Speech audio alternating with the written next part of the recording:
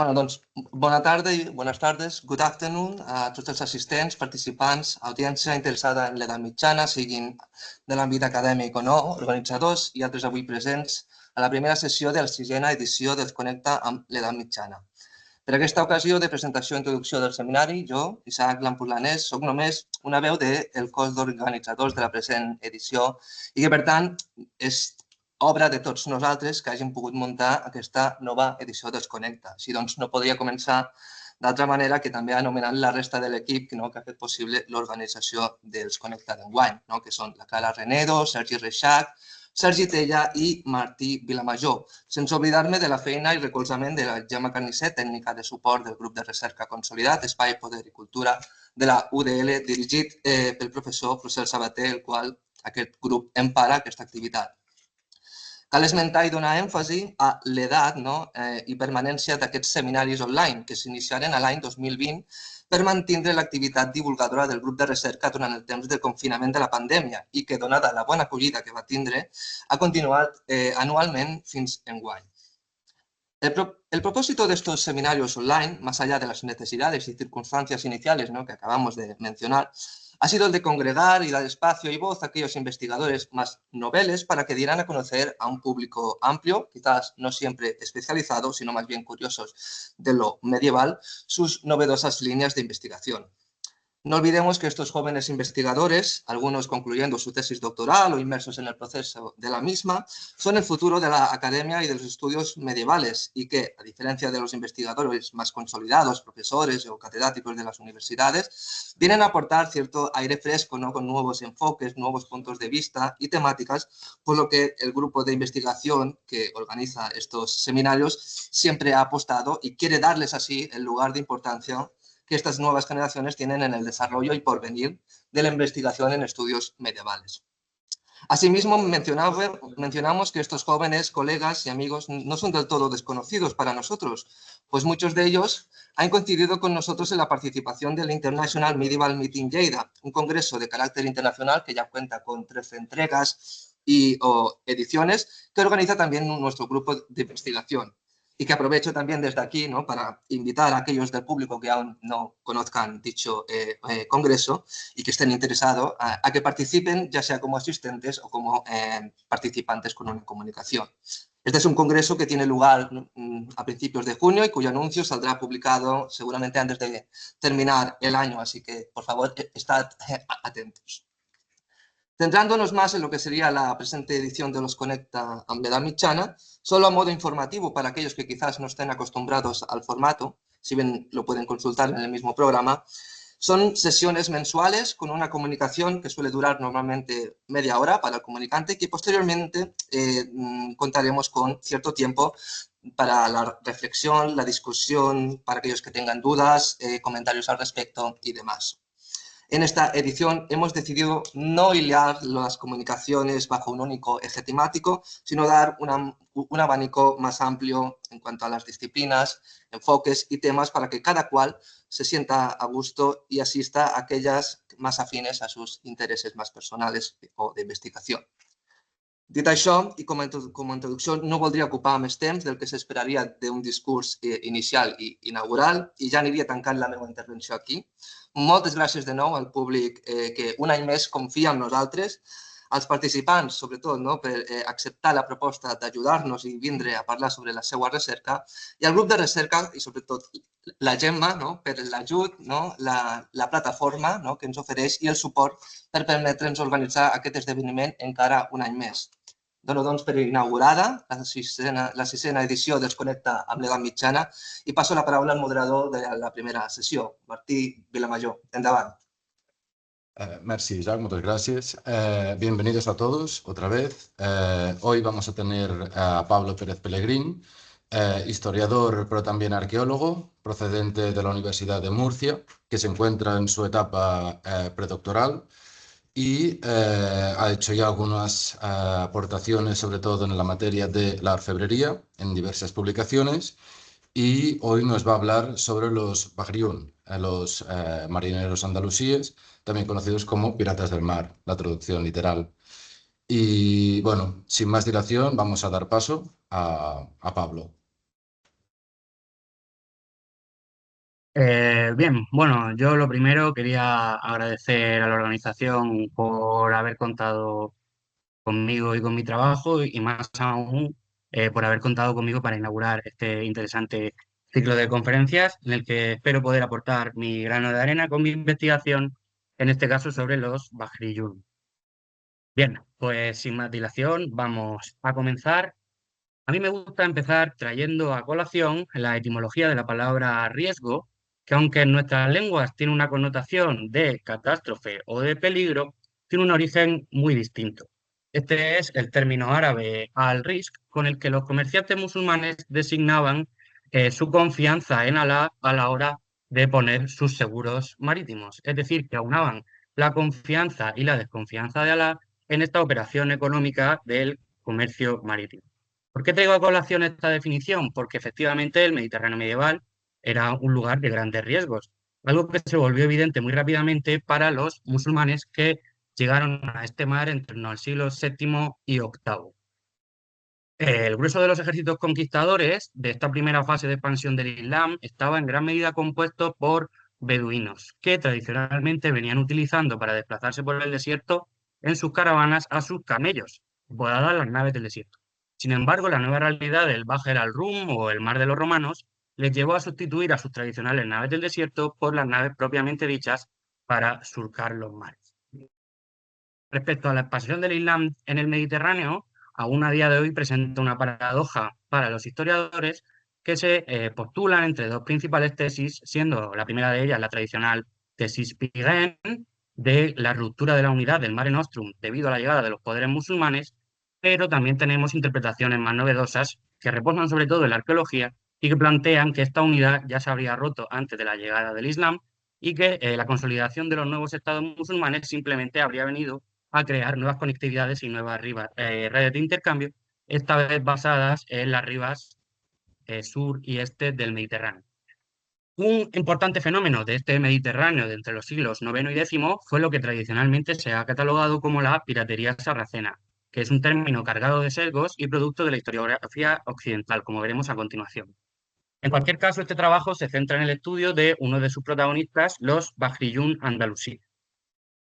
¿Qué fuentes para el estudio de los Bajriyún? Yo quería subrayar dos principales cosas. La primera de ellas es la fragmentariedad de la información respecto a estas comunidades de marineros, lo que hace obligatorio el cotejo constante, por una parte, en cuanto a las fuentes escritas de las fuentes árabo-musulmanas, siendo las principales fuentes de información la crónica, la famosa crónica de Ibn Hayyan, pero también el recopilatorio histórico-geográfico de Al-Himyari, y también en la parte de las fuentes cristianas, sobre todo tenemos los anales carolingios, pero también fuentes de otra índole, como pueden ser las bizantinas o las producidas por cristianos residentes en tierras del Islam. También quiero resaltar la importancia de combinar las fuentes escritas con el registro material, en este caso en la forma de la arqueología, la numismática o la epigrafía, puesto que ello viene a llenar algunos huecos historiográficos sobre, por ejemplo, los asentamientos o las redes de intercambio fundadas por estos pajarillón. Y hablando de sesgos, quizás tengan su origen en que de 26 incursiones que yo he documentado personalmente, el 76,9% solo aparecen en las fuentes cristianas. ¿De qué nos está hablando esto? De un sesgo y de que cómo lastra a la interpretación de estos ataques centrarse solamente en las fuentes cristianas o solamente en las fuentes árabo-musulmanas.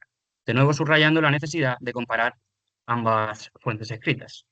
Y sin más dilación vamos a comenzar con la génesis de las comunidades marítimas. En el año 798 y después en el 799 se cataloga por primera vez en los Annales Regni Francorum unas incursiones llevadas a cabo por mar contra las Islas Baleares. Se inaugura así un periodo que durará hasta en torno al 813-814, en el que el Mediterráneo occidental se verá asolado por estas incursiones. Bien, como vemos, los objetivos principales son las islas del Mediterráneo occidental, pero también la costa de la península itálica e incluso la propia costa del Imperio Carolingio. No se pueden entender estos ataques por parte de grupos de Mauri y Sarraceni sin entender la inestable coyuntura política que vivía al-Ándalus en este momento, ya que cuando Al-Hakam I ascendió al trono, sus tíos, Sulaiman al-Sami y Abdalá al-Banasi, se rebelaron contra él, trayendo para ayudarles a bereberes instalados en el Sharq al-Ándalus, es decir, el levante andalusí, pero también en el norte de África.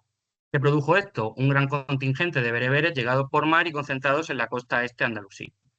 Sin detenernos en los detalles, los tíos de Al-Hakam fueron derrotados, Sulaimán al-Shami fue ejecutado y a Abdalá se le permitió retener una cierta autonomía en el Levante con sede en Valencia, lo que le valió su nisba al-Banasí el valenciano. Respecto a las revueltas en Al-Ándalus, también cabría destacar la de Buglul ibn Masrúq, la marca superior, la marca media, la que se hizo con el control de Zaragoza, de Huesca, pero también, según algunas fuentes, de Tortosa. También mencionar que ambos rebeldes estuvieron manteniendo contactos al otro lado de los Pirineos con los poderes carolingios, tratando quizás de emular aquella intervención que en su momento fracasó con la batalla de Roncesvalles. Y es en este momento de inestabilidad en el Sark al-Ándalus y de cierta autonomía cuando surgen al-Bahriyún, las gentes del mar en su traducción literal. Bien, Bahriyún es una nisba que designa como plural colectivo a toda persona que se dedica a las actividades marítimas, desde los marineros, los carpinteros, los armadores, incluso a los comerciantes del zoco. En Al-Ándalus viene a designar a estas comunidades instaladas en las costas y en las desembocaduras de los ríos que anteponían la pertenencia grupal a la lealtad conforme a los estados. Respecto a la composición étnica de estos grupos, parece que la designación de Sarraceni y Mauri puede darnos una pista, puesto que ambos son dos etnónimos que no obligatoriamente designan a árabes y bereberes, pero en este caso su uso repetido parece que sí que está queriendo decir algo, por lo menos yo lo interpreto así. Sarraceni serían los árabes, llegados en el 711 con la conquista islámica, y por otra parte tendríamos a los Mauri, los antiguos habitantes de las Mauritanias romanas, que son los bereberes, sabiendo que en este periodo bereber es una construcción historiográfica árabe y no existe una única identidad bereber, sino que se trata de un compendio de tribus y de identidades altamente independientes entre ellos. Está la cuestión de los muladíes o de los conversos al Islam y de los cristianos andalusíes. Bien, en un primer momento, cuando Levi Provenzal estudió a estas comunidades, él fue el primero en hacerlo, bautizándolas como la Federación de Marinos de Pechina, planteaba que los árabes y los bereberes no tenían capacidades navales o no sabían navegar prácticamente, lo que hizo necesario que recurrieran a los indígenas instalados en las costas, en este caso los hispanos romanos conversos o ya los cristianos andalusíes. Ahora sabemos que los árabes y los bereberes efectivamente sí que contaban con medios navales y con capacidad para navegar, pero ello no significa que no hubiera participación de muladíes y de cristianos andalusíes, todo lo contrario. Gracias a algunos estudios onomásticos de los pocos miembros de estas comunidades que conocemos, sabemos que puede ser que algunos de los nombres pertenezcan a familias de conversos. En cualquier caso, las fuentes carolingias no se hacen eco de la participación de estos cristianos o antiguos cristianos contra las costas carolingias por razones más bien ideológicas, de no poder tolerar o no poder hacer publicidad, entre comillas, de que se estaban asaltando las costas los árabes y los bereberes acompañados por los muladíes y los cristianos de Andalucía. Una última cuestión, por ser el reflejo del mosaico étnico y religioso que era el Emirato en este momento, que podría plantearse es la participación de los judíos. No existe ninguna certeza al respecto, tan solo sabemos que existía una comunidad judía en Pechina y otra en la cercana Lucena, y que los judíos participaban en el comercio de esclavos, en el que también participaban los Pajillún, como veremos a continuación. La etiqueta de estas actividades también admite bastante debate. Por una parte, y como ya he mencionado, la piratería es como se le denomina en las fuentes cristianas y es producto de la historiografía occidental demasiado centrada en el análisis de los anales carolingios. Además, sabemos que la piratería está condenada por la jurisprudencia islámica clásica y yo creo que esta imagen también bebe un poco de la figura del pirata musulmán que tanto desarrollo tendrá en los siglos XV y XVI cuando tengan su apogeo las regencias de Argel, Orán, etcétera, y los piratas musulmanes se lancen a atacar de nuevo con mucha intensidad las potencias cristianas. Respecto a si se puede calificar de corsarios a los Bahriyún o no, una condición sine qua non para que exista el corsarismo es la participación de un Estado. Bueno, a lo largo de la presentación veremos cómo nos parece que el Estado tenga mucho que decir en estas iniciativas y que se trate más bien de iniciativas privadas, pero de nuevo, volviendo a la jurisprudencia, no hay una división clara entre lo que es un pirata y un corsario en el Islam medieval. Un ejemplo de quizás expedición bajo el abanico del Estado sería la expedición contra las Islas Baleares del 848, en la que Abderramán II mandó a unos enviados de Córdoba a Valencia para recabar el quinto del botín. Puede también interpretarse como un yihad al-Bahr, es decir, un yihad marítimo. De nuevo, el yihad estaba sometido a una regulación clásica y no solo no tenemos evidencias textuales de que los marineros andalusíes la cumplan, sino todo lo contrario, tenemos evidencias de que se saltan o rompen esta legislación en repetidas ocasiones, atacando a no combatientes, mujeres, niños, monjes o incluso también a sus correligionarios. De todas formas, y por no concentrarnos solo en el ámbito jurídico, también hay que mencionar que no están presentes en los textos las muestras de institucionalización del yihad que sí que encontramos en otros lugares cuando se declara esta guerra santa contra el infiel, como puede ser la performatividad asociada a los desfiles con pendones o la lectura de la oración de los bienes en la mezquita, apelando al gobernante a luchar contra el infiel. Por lo tanto, y aunque no se puede descartar la motivación religiosa, parece más bien que la motivación giró en torno a la obtención de botín y sobre todo de esclavos.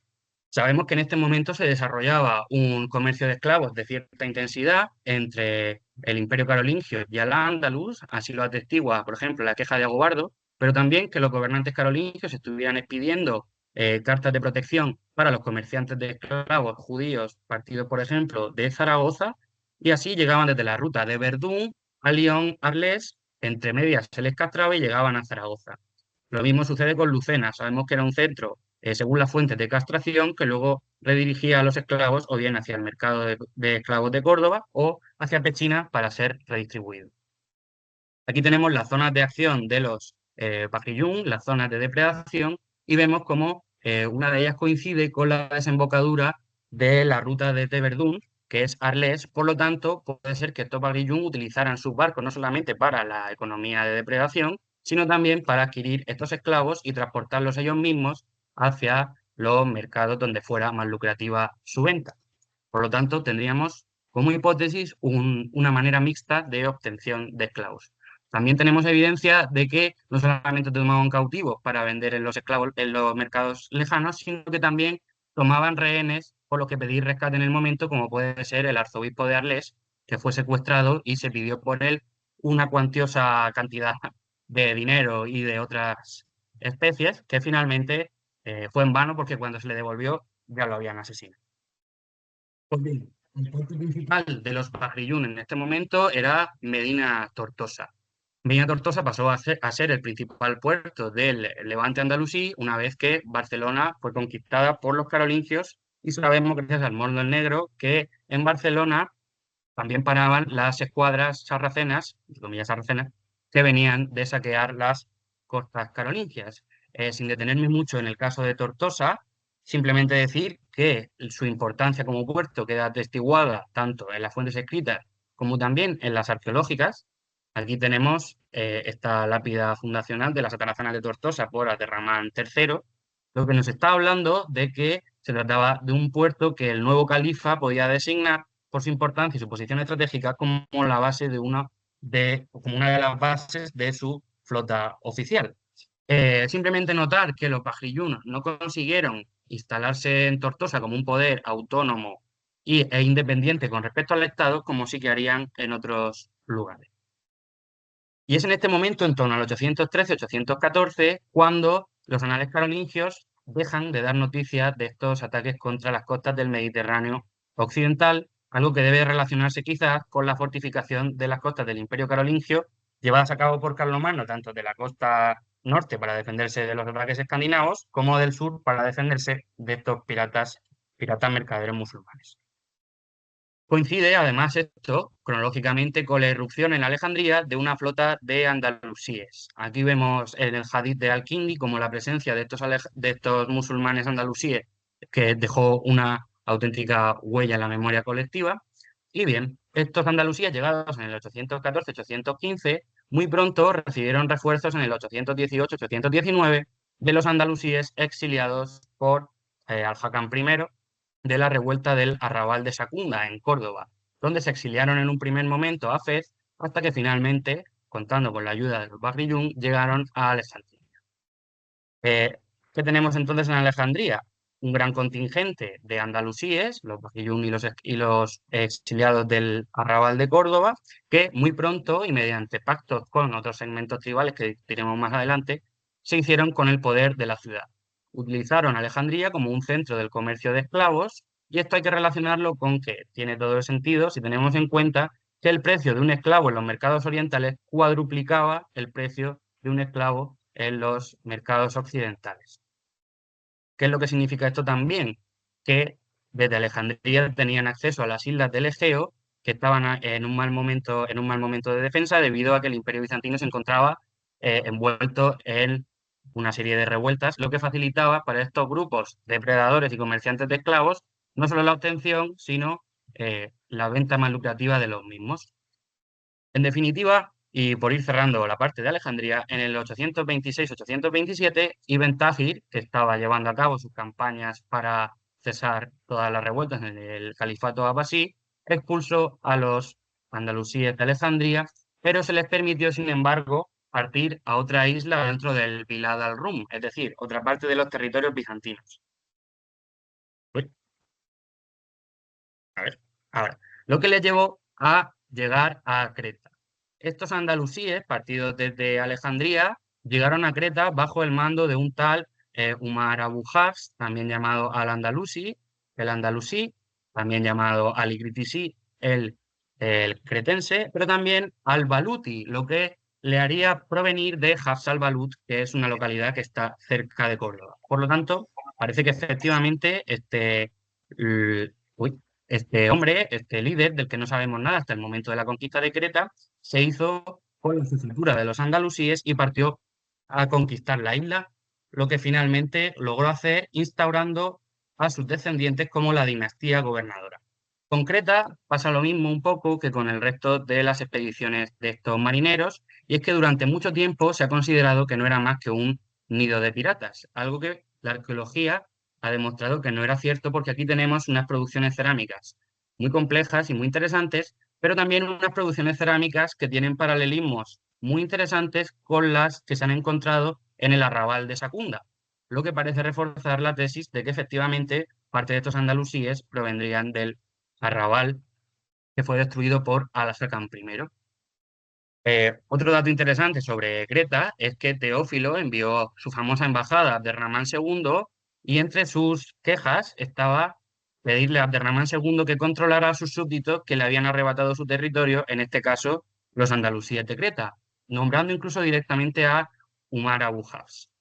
Abderramán II respondió que ya no eran sus súbditos, puesto que estaban muy lejos de su control, y además afirmaba que estos andalusíes cretenses se habían puesto bajo la protección de los califas abbasíes, algo que se puede comprobar de nuevo por la numismática. En este caso, Umar Abu Hafs comenzó a acuñar monedas con su nombre en el anverso, pero en el reverso con invocaciones a los distintos califas abbasíes. Más tarde fue haciendo acuñaciones de monedas más complejas que incluían también a sus descendientes, nombrándolos para seguir en el trono. Por lo tanto, bien, una parte del grupo emigró efectivamente al Mediterráneo oriental, pero tenemos noticias también de que una parte permaneció en el Mediterráneo occidental, ya que, de nuevo, en el 828-829 tenemos noticias de esta flota dirigida por Asbaj al-Fargalus, que salió de Tortosa y se dirigió al territorio bizantino. Parece que la iniciativa, de nuevo aquí, fue privada sin contar con el Estado, puesto que los Bajriyún llegados desde Tortosa pudieron negociar la jefatura de Alfargalus con las tropas aglavíes que se encontraban asediadas, y finalmente acudieron a salvar a los aglavíes. Otro elemento que tenemos que tener en cuenta es que uno de los acompañantes de Asbaj Alfargalus era Sulaimán ibn Afilla al-Turtusi, el tortosino. De nuevo, nos está llevando al principal puerto de los Bajriyún en este momento. En cualquier caso, otro elemento que nos puede hacer pensar en que se tratara de una iniciativa privada es que una plaga asoló a las tropas musulmanas que se hallaban asediando Mesina, y entre los fallecidos estuvo Asbag al-Fargalus, lo que llevó a una disensión entre los marineros andalusíes y los aglavíes, y finalmente los andalusíes simplemente volvieron a sus barcos y retornaron a Tor.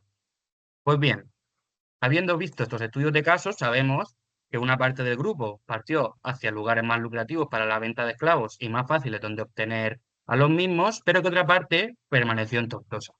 Y es en este momento cuando podemos hablar de que los Bajriyún se configuraban como una confederación tribal. Bien, estos habrían formado una sabilla propia alrededor de la vida marítima, que era el elemento que tenían en común, puesto que se trataba de un grupo étnica y quizás confesionalmente heterogéneo.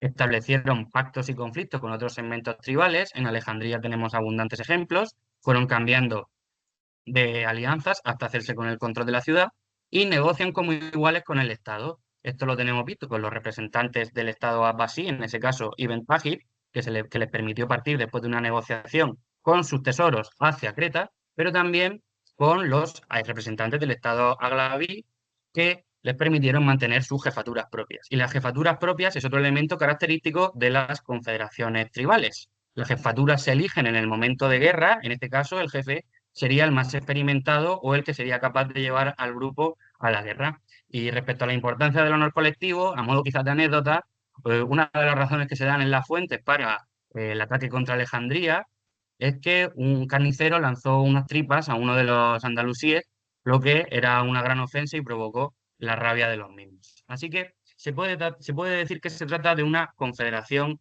tribal sin jefes o con jefes electos para el momento de las operaciones más complejas.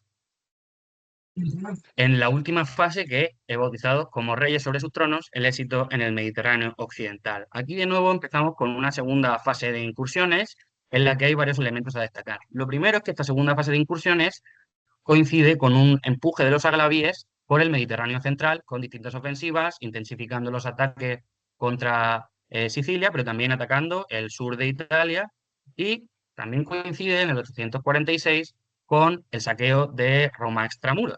Según Ibn Rushd, en el saqueo de Roma extramuros participaron unos andalusíes también partidos desde Tortosa. Bueno, es la única noticia que nos dice que participaron andalusíes, así que yo creo que quizás haya que cogerlo con cautela. Otro elemento a destacar es la incursión contra las Baleares del 848, de la que ya he hablado brevemente, pero que constaba de un ataque por parte de una flota enviada por Abderramán II para renovar el pacto que Córdoba tenía con las Islas Baleares. Y finalmente, la más curiosa es un ataque contra Marchena a mediados del siglo IX, del que no conocemos exactamente la cronología y tampoco las razones que llevaron, tan solo que rompió un pacto existente entre los andalusíes y entre los patricios andalusíes y el emir de Córdoba, lo que les llevó a exiliarse. Tal y como nos dice Al-Himyari, ya no estaban a salvo en Al-Ándalus, lo que les llevó a instalarse, entre otros lugares, en Ifriqiya, perdón. Pues estos andalusíes se instalaron en Kairouan y empezaron a integrarse en estas redes comerciales, redes de contacto con el Oriente, empezaron a convertirse en hombres de religión, en comerciantes, entraron en contacto con el mundo urbanizado del Oriente Islámico, y empezaron no solo a utilizar sus barcos para transportar elementos comerciales como los elementos suntuarios, sino que además empezaron a, según dicen algunos, dejar atrás las actividades depredatorias, algo que veremos más tarde también admite matices. Una prueba de ello tenemos aquí de Muhammad ibn Zayrun al-Mafiri al-Andalusí, que es uno de los fundadores de la famosa Mezquita de las Tres Puertas de Kairouan. Pues bien, otro elemento que tenemos que tener en cuenta es el nombre al-Mafiri, lo que nos dice que estos Bahriyun están empezando a entrar en la clientela de las tribus árabes que dominaban el norte de África. Pues bien, sin tener muy claro exactamente qué llevó al emir a permitir a los Bahriyún volver a la península ibérica, estos comenzaron a establecer a partir del 876 la pujante red comercial del norte de África en torno a estos fondeaderos o a estos pequeños puertos que ya conocían antes y a los que eran invitados por los segmentos tribales bereberes locales, en los que después fortificaban una cala, es decir, una fortaleza, pero también una madina y un mercado para que los bereberes pusieran allí sus tiendas y comerciaran los productos locales con los que traían o importaban los Bahriyún. En Tenes, en el 876, el asentamiento fue un éxito y este no acabó más que cooptado por el Estado rustamí bastante más tarde. Sin embargo, en Orán, debido a un conflicto intertribal, los Bahriyún fueron expulsados y no se les permitió esta vez partir con sus tesoros, sino que se quemaron sus barcos. ¿Y de dónde partieron? Partieron en el 885 a Medina Bayana, de China. En Medina Bayana, los Bahriyún pusieron en marcha este patrón de asentamiento que habían ensayado en el norte de África, en Tenes, Orán, entre otras, eh, expulsando a los árabes yemeníes que se estaban instalados allí por Abderramán II para vigilar la costa, primero con buenas relaciones y después sustituyéndolos en el poder y poniendo en práctica todo el aprendizaje que habían llevado a cabo también durante su exilio, puesto que gracias a la arqueología sabemos que Bayana era un enclave fuertemente urbanizado entre el que se producían las cerámicas, las famosas cerámicas vidriadas, se encuentran por primera vez en Bayana.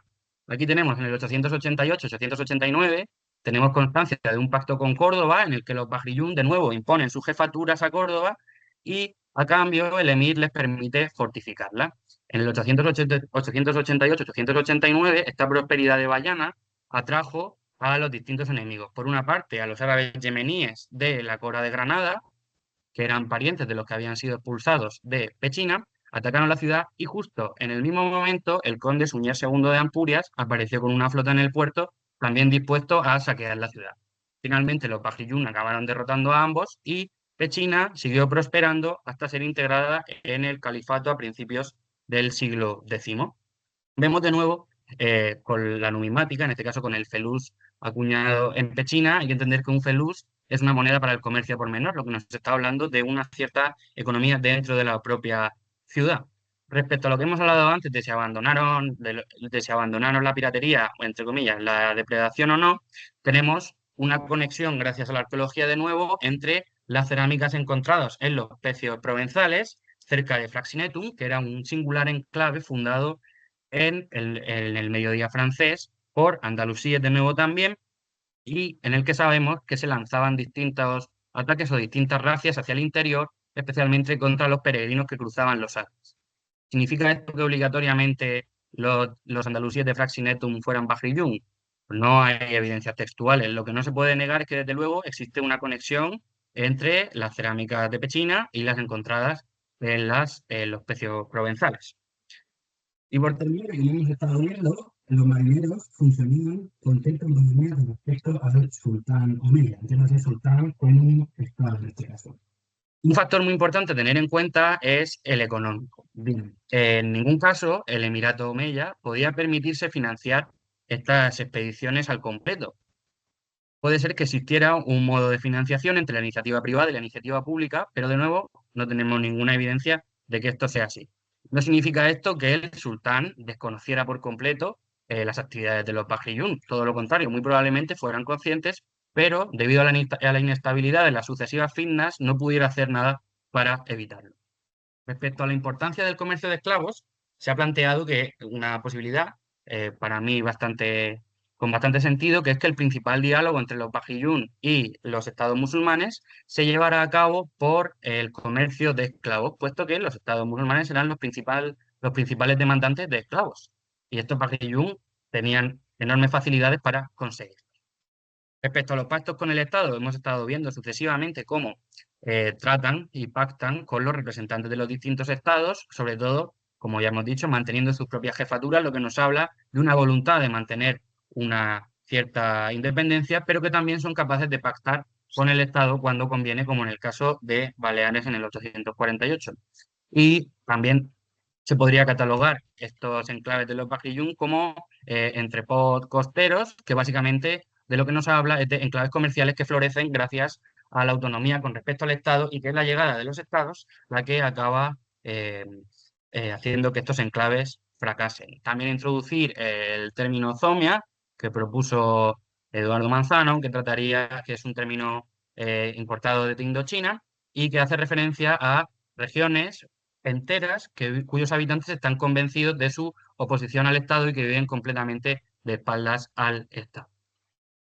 Bien, bueno, el Emirato de Bari, simplemente un par de apuntes quería hacer, es las similitudes que existen entre este interpretado tradicionalmente como Emiro de Piratas. Por ejemplo, tenemos una composición multiétnica, Jaula, el liberto de Ibn al-Aghlab, Halfun al-Barbari, el bereber, al-Mufarrach ibn Salam, que en este caso sería familiar de los Rabia de Kairouan, y también Saudán al-Mauri, puede ser del Maur, en el Yemen, pero también al-Mazari de Mazara en Sicilia. También es un estado con una cierta independencia respecto al Estado, que también depende en gran medida de la economía de depredación y del comercio de esclavos y que mantiene contactos con el califato abasí sin que ello signifique que existe una dependencia real con el mismo. También tenemos además evidencia, gracias a Bernardo el Monje, de hacia dónde partían los esclavos partidos desde Tarento y desde Bari y de el respeto que existía, el moderado respeto por los súbditos, tanto cristianos como judíos, dentro de los dominios de este Emirato de Bari, puesto que también la crónica de Agimaz nos habla de que este Saudán recibió a una embajada judía y les estuvo tratando bueno, mejor que lo que solía. Por no detenernos ya más que me paso de tiempo, vamos a ir concluyendo. Bien, en definitiva, ¿cómo surgen estas génesis? ¿Cómo surgen estos marineros andalusíes? Pues gracias a una coyuntura política favorable en el Sharq al-Ándalus. Son comunidades heterogéneas que no son ni piratas ni corsarios, ni yihad salvaje, ni yihad marítima, sino que hay que encontrar un punto medio o quizás un término, o quizás no solo uno de los términos, sino varios a la vez. La importancia del comercio de esclavos y la basculación de una parte del grupo hacia Oriente está documentada, pero sin embargo no todo el grupo parte, sino que una parte permanece en la costa occidental. De nuevo, también resaltar la autonomía de las iniciativas privadas que llevan a cabo y que las relaciones que mantienen con el Estado son puntuales y pragmáticas, y además que estos entrepots periféricos, para estos entrepots periféricos, la llegada del Estado supone el fin de las singulares comunidades marítimas. Y a tono ya de fin, hablar de las incógnitas en torno a este ataque a Marchena, porque es algo que realmente me parece sorprendente. Es un periodo clave que significó la metamorfosis del grupo en cierto sentido, pero no sabemos exactamente qué sucedió. ¿Se trataba de un conflicto con otro segmento tribal? ¿Fue una represalia por la política costera de Abd al-Rahman II? ¿O qué ocurrió para que los marineros pudieran volver? Esas son algunas de las incógnitas que quedan. Y bueno, muchas gracias. Quedo a su disposición para las preguntas. Bueno, muchas gracias, Pablo. Muy interesante tu aportación. No sé si alguien quiere o tiene una pregunta para hacerle.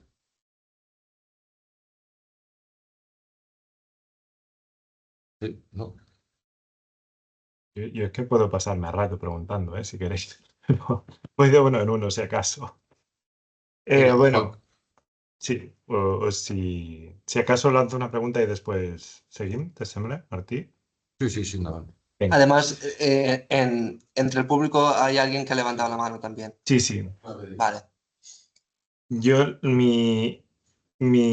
bueno, primero hay o sea, tengo varias preguntas que ya iré haciendo, pero en cualquier caso, primero igual un comentario que a raíz de las conclusiones que comentabas sobre la idea de si se puede aplicar cada uno de los conceptos de piratas de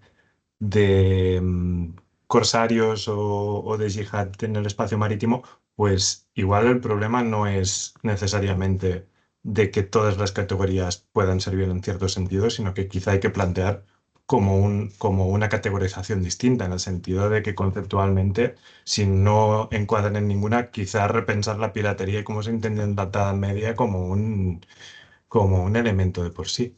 Pero bueno, eso es una cuestión que te va a llevar todo el trabajo que quieras, pero igual lo mejor no es encajar, sino reconceptualizar.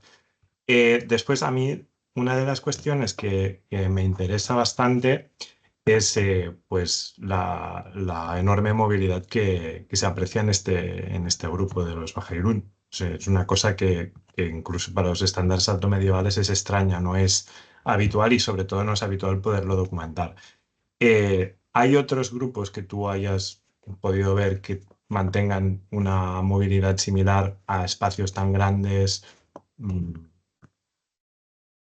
Eso es la pregunta, básicamente. Sí, perdón, que estaba apuntando.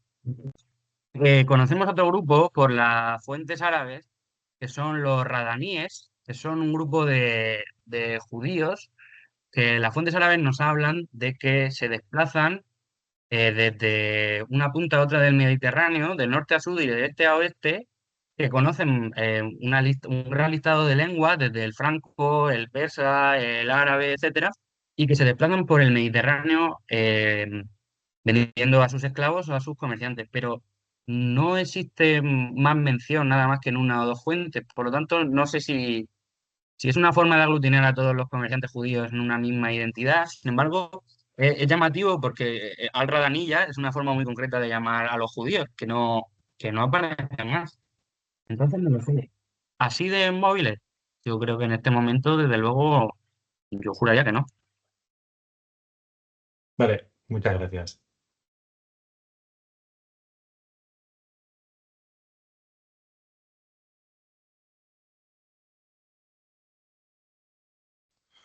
Joaquín, que tenías la mano levantada, si quieres hacer la pregunta.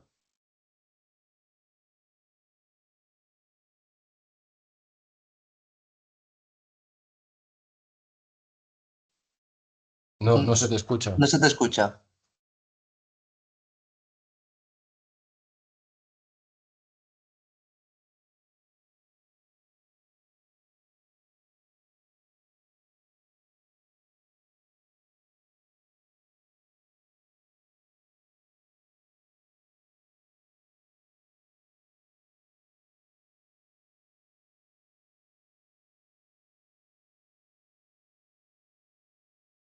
No se te escucha, Joaquín.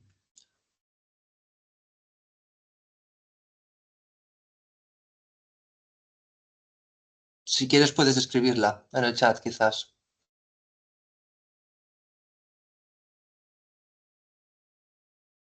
Eso.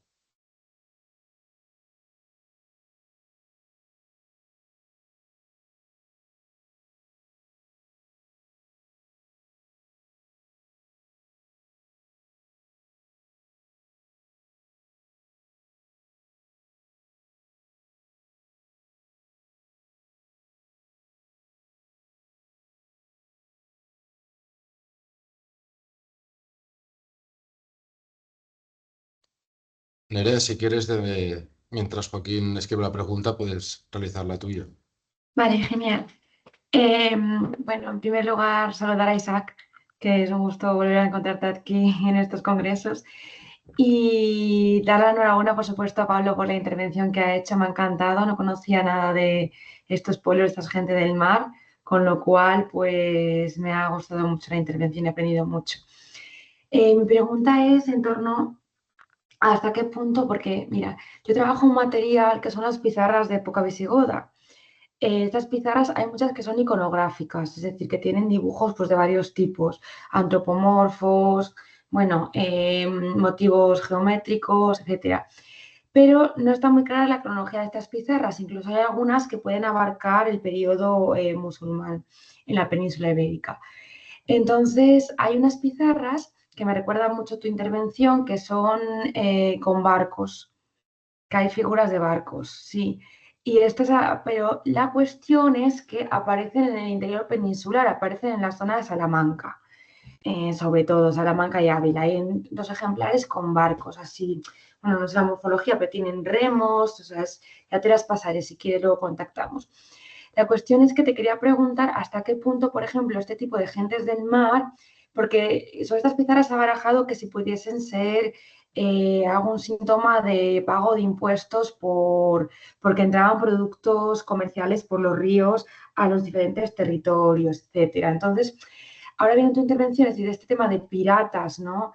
Del mar, quería preguntarte, y que la cronología de las pizarras se pueda ampliar incluso hasta época musulmana de las de dibujo, te quería preguntar si hay alguna información sobre que estos piratas del mar, estas gentes del mar, para el nombre no me sale, se introduzcan hacia el interior por los ríos, por ejemplo.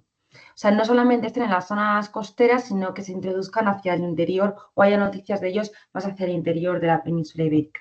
Y muchas gracias. Bueno, muy interesante lo de las pizarras, sí, mándamelo. Yo no conozco exactamente si se meten dentro de los ríos o si viajan por los ríos hacia el interior. Lo que sí conozco es que en algunos casos se instalan en las desembocaduras de los ríos para controlar el acceso a los mismos, por ejemplo, en la Rábita de Guardamar, pero también en la Rábita Casqui, cerca de Tortosa. Entonces puede ser que a partir de ahí estuvieran viajando hacia el interior, pero no conozco un caso concreto de viaje por el río. Si remontan los ríos, por lo que yo he leído, es para lanzar ataques normalmente. Pero bueno, puede ser una posibilidad, desde luego que sí. Al final, que la movilidad fuera hacia el interior también, sí. Porque a nivel iconográfico tampoco se ha encontrado nada similar, por ejemplo, sobre epigrafía, dibujos sobre roca, etcétera, de barcos o algo así en esta época datados, que puedan dar alguna pista, alguna conexión con las pizarras quizás. Yo de representaciones del siglo IX de barcos, la verdad es que no conozco ninguna. Juraría que la mayoría son ya posteriores, especialmente para el caso de los barcos musulmanes.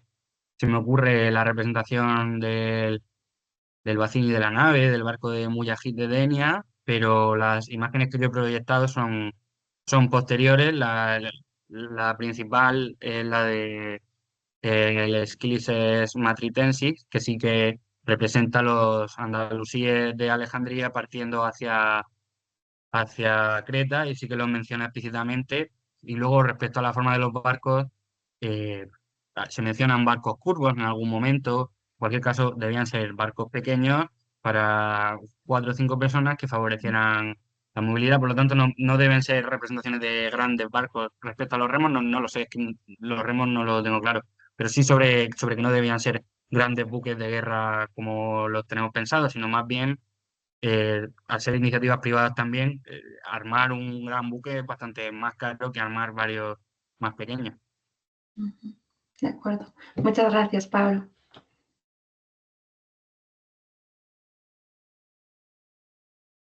La pregunta del chat.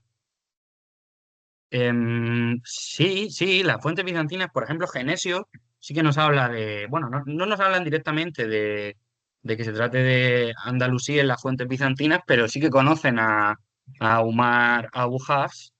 De hecho, de nuevo en el Clice Matritensis viene incluso representado y representado todas las leyendas asociadas a la conquista, como que mandó quemar los barcos cuando llegaron, o para que sus hombres lucharan mejor por él, o que los que estaban en Creta traicionaron y tal. Pero el nombre sí que está claramente Umar Abu Hafs, bueno, entiéndase, no nombrado así, sino latinizado, o en este caso, no sé cómo se dice, pero trasladado al griego, no solo ya su nombre, sino también su título, porque le llaman Amer Mounes, que es una traslación de Amir al-Mu'minin, que es el título califal. Por lo tanto, tampoco podemos fiarnos al 100% de las fuentes bizantinas porque no terminaban de entender la nomenclatura del poder islámico. Pero sí, sí que se le menciona. Y los bizantinos debían saber que procedían de Al-Ándalus, puesto que en la embajada de Teófilo, el embajador explícitamente nombraba a Abderramán II que por favor pusiera a sus súbditos, que les pusiera la correa a sus súbditos porque se le habían escapado y estaban conquistando sus territorios, y proponía esa alianza entre los abasíes, perdón, entre los bizantinos y los omeyas para atacar a los abasíes.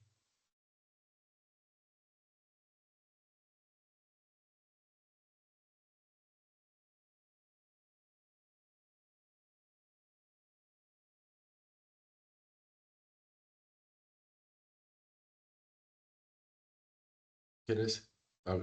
Isaac, si quieres hacerle tu pregunta. Sí, primero, antes que nada, muchas gracias, Pablo, por la intervención. Bueno, yo la verdad es que no tengo mucho idea, más allá de entender por qué se llaman Bahriyun, ¿no? Ya un poco de árabe sí, pero no sé, te quería preguntar porque has mencionado lo de la anécdota aquella que no, parece que justifica, ¿no? Que el ataque, ¿no? De los Bahriyun, ¿no? La anécdota aquella del carnicero que echa las tripas y que es una gran ofensa. Esta anécdota, ¿dónde viene incluida? Es decir, ¿en qué tipo de fuente es este tipo de anécdotas? Eso está en la vida de los patriarcas de Alejandría de Severo Ibn al-Muqaffa, que era un copto que residía en Alejandría en el momento en el que los andalusíes llegaron. Entonces hace una crónica muy detallada de lo que sucedía. Por ejemplo, nos habla de que el patriarca de Alejandría del momento se horrorizaba con los esclavos y bajaba y aleatoriamente rescataba a 20 monjes que traía. O una serie de anécdotas que nos hace, o sea, son de que él probablemente, bueno, probablemente no, vivió en el momento y está Mm. recopilando todo lo que él veía, y esa anécdota la recoge Severo Ibn al-Muqaffa en su Vida de los Patriarcas de Alejandría. Pero no parece muy plausible, es decir, es tan ridícula que No, parece, no, más esa que nada para yo, ridiculizar. Sí, sí, exacto, vale, claro. sí, claro, yo la Sí, traigo sí, a vale. modo la traigo a modo anecdótico De porque, sorna, sí, sí, totalmente, sí, sí. sí, Muy bien, claro. muchas gracias. No.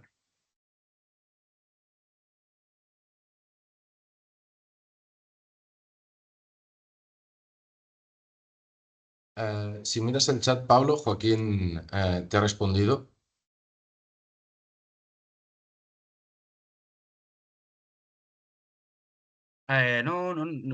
No conocía ese dato, la verdad. Sí que después de la caída de Creta hay unas excavaciones de una mezquita medieval en Atenas, muy interesante, que también puede estar relacionado con los contactos entre la Creta musulmana y el territorio bizantino.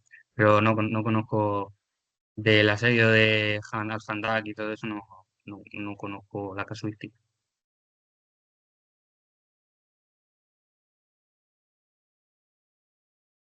Si alguien más quiere hacer una pregunta, endavant, Sergi. Yo aprovecho para hacer otra pregunta que también me preguntaba, y sobre todo por la duración del fenómeno de los Bajeirum, que coincide en esta segunda fase también con las evidencias de piratería normanda en el Mediterráneo, sobre todo en la segunda mitad de siglo. Entonces, no sé si hay alguna evidencia también de una interacción entre los dos fenómenos. A mí no me suena que haya constancia, pero tú conoces mucho mejor las fuentes, entonces sería interesante saber si entre estos dos fenómenos que tienen ciertas similitudes, pero también muchas diferencias, hay algún tipo de interacción documentada. Bueno, yo interacciones documentadas no conozco, pero sí que en algunas ocasiones se les ve haciendo campamentos en los mismos sitios. Por ejemplo, cuando los escandinavos, los normandos, unos años, incluso meses antes se instalan en Camarga, meses después van los marineros andalusíes. También la relación que hay es en torno a la política de protección de costas de Abderramán II, que después del ataque contra Sevilla empezó aquella política la primera política naval andalusí, y ese fue el origen de los árabes yemeníes que había instalados en Pechina y en Almería.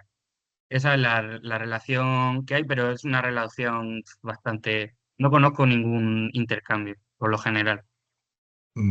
Vale, vale. No es que me lo parecía y de hecho, cuando yo he visto alguna evidencia de, sobre todo desde el lado carolingio, interactuando con los dos fenómenos, es prácticamente idéntica. Es decir, las medidas que se toman, los espacios que se saquean en ambos casos, como también decías, son prácticamente los mismos. Entonces no da una sensación desde el lado carolingio de que haya una distinción, pero al mismo tiempo también son dos fenómenos suficientemente distintos y distintivos como para que pueda existir algún tipo de roce. Pero bueno, muchas gracias.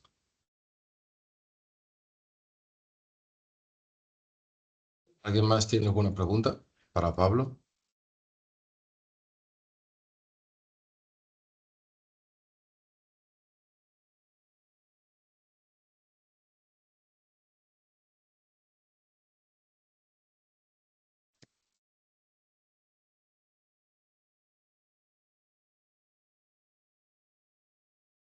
Vale, pues si nadie más tiene una pregunta para Pablo, vamos a dar por finalizada la primera eh, charla del seminario del Conecta con la Edad Media. Muchas gracias a todos, especialmente a Pablo. Ha sido muy interesante tu intervención y, y bueno, y a los asistentes y a los que han hecho preguntas también, por enriquecer tanto esta intervención. Muchas gracias a vosotros. Gracias, nos vemos en la próxima. Chao, chao. Hasta luego. Muchas gracias. Gracias.